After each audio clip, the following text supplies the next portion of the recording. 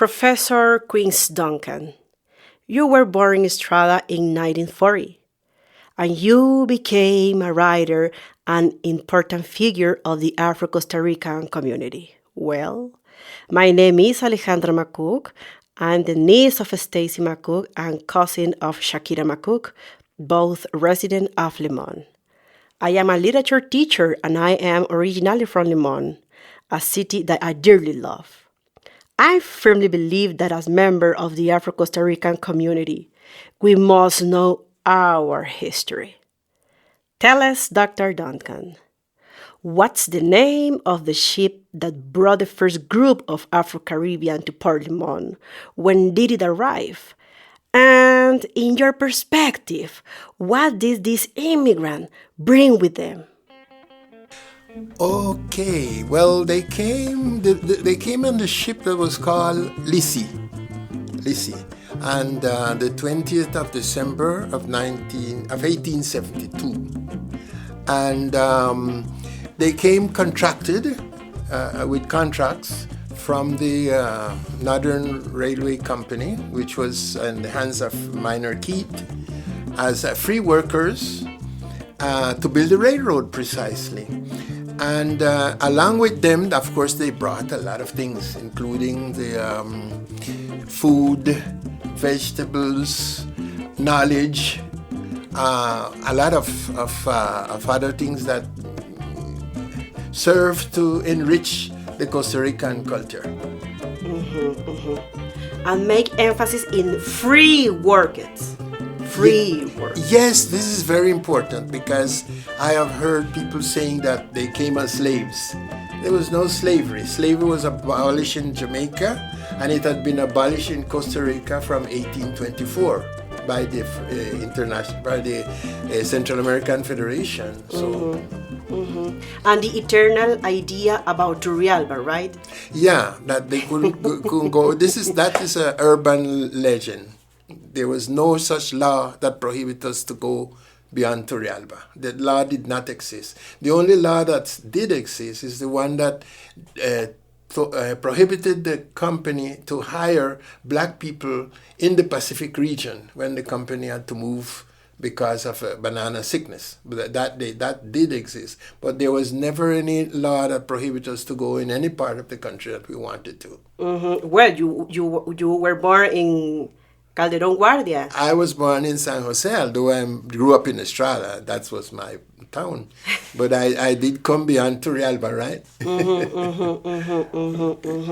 Well, I would also like to tell us why you understand as first, second, third, fourth, and fifth generation of Afro-Caribbeans.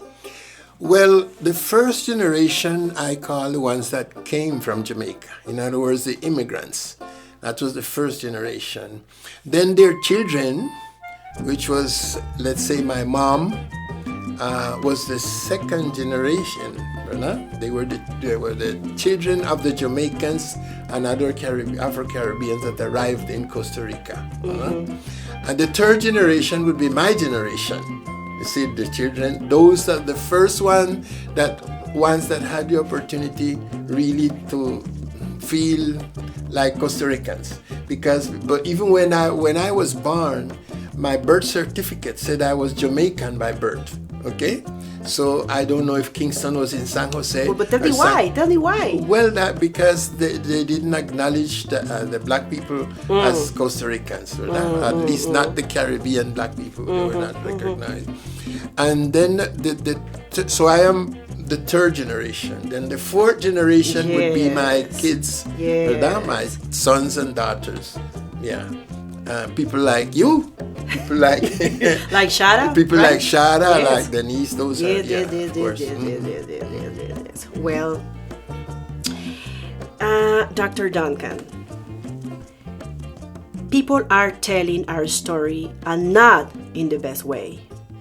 We are the ones who must to tell it, so that our new generation protected, because it's about who we are and not about what others say we are. Precisely, others telling the story, telling our history, have told a lot of silly things about us. For example, there's certain books that, according to them, we were, not literate. And you know what? In 1927, the black people that had from the Caribbean who could read and write was over 80%, while the national average was 47%. Now, why did we get that so? Because there's other people telling our stories. We're not telling, it's not being told from our perspective. For example... Or they're referring like escuelitas and not English school, like a system. Well, yes, we had our own system. But the point is that the black people from Le Monde who knew to read and write was over 80% of them. While the national average for the whole country was 47%. Only 47% of the Costa Ricans knew how to read and write in 1927. And we were very close to San Jose. San Jose did have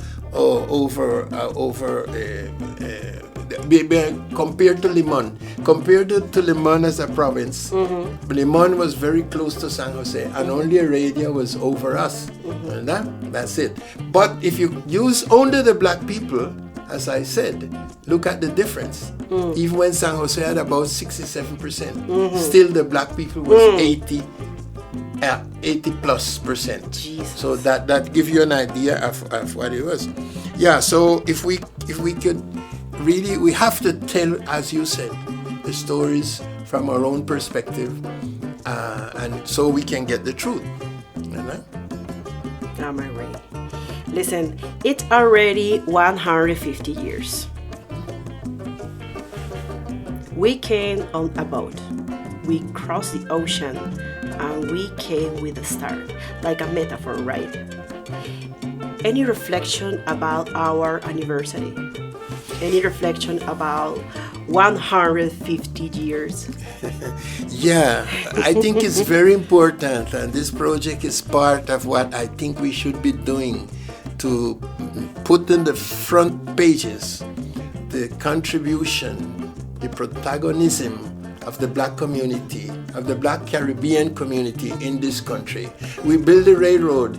The railroad gave the country the opportunity to get good exportation of its coffee. We developed the banana industry. We're not in the banana industry anymore, but we did build up the banana industry. In the first 25 years, Costa Rica became the major producer of banana in the world. First 25 years after we came. We had our school systems.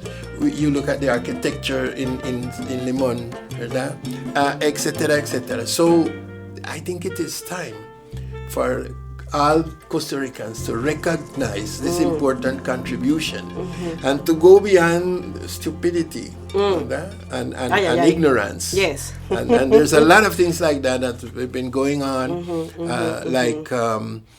talking about the offensive look of the shoes, because the Afro-Caribbean used to shine their shoes very much, and that was very offensive to some people in the Central Valley who thought that, I know what are you talking about. They're too pedantic. I know what are you talking about. I know. I know. So that I think it's time. That's time. Now that we accept the diversity of the Costa Rican culture and population.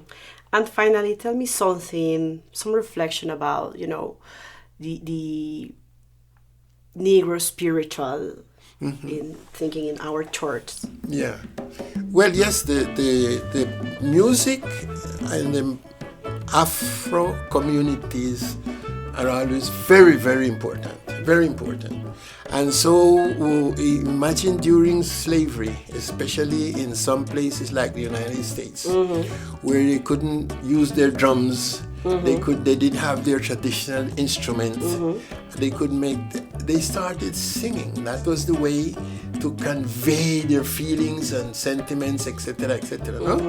And so you got the Negro spirituals, which was spontaneous music that came up in the community. That just came up spontaneously.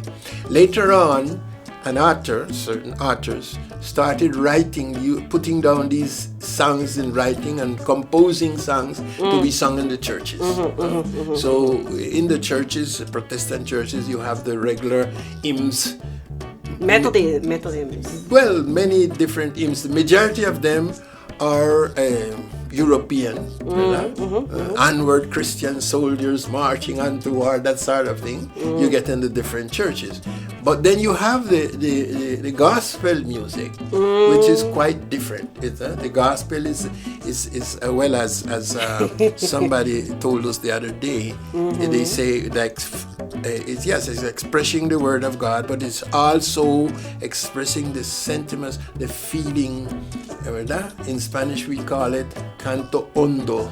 No, it's a deep sing coming from the soul, from the very bottom of our hearts. No? And that's the way we express our worship and hope, redemption. That's where it comes. Thank you, Dr. Duncan. It's been a pleasure. Thank you.